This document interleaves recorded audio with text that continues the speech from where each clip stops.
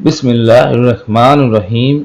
अस्सलाम वालेकुम वरहमतुल्लाहि वबरकातुहू। सोहेल वॉइस यूट्यूब चैनल की जानिब से अपने प्यारे दोस्तों को आज रसूलुल्लाह सल्लल्लाहु अलैहि वसल्लम का एक फरमान बताऊंगा, लेकिन इससे पहले प्यारे दोस्तों से गुजारिश है कि वीडियो को पूरा देखा करें, बीच में से स्किप ना किया करें। तो नाज़रीन, वीडियो स्टार्ट करते हैं।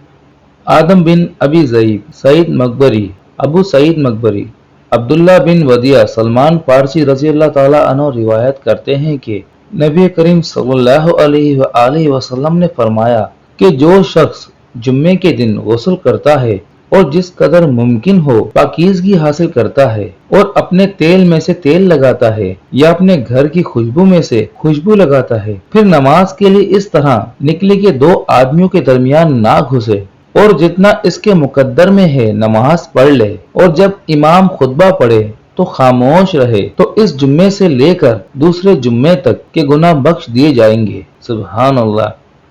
नाज़रीन, सही बुखारी की हदीस है। अल्लाह पाक हम सबको प्यारे आका रसूलुल्लाह सल्लल्लाहु अलैहि वसल्लम की सुन्नतों पर अमल करने की तौफीक अता फरमाए। आमीन सुम्मा आमीन।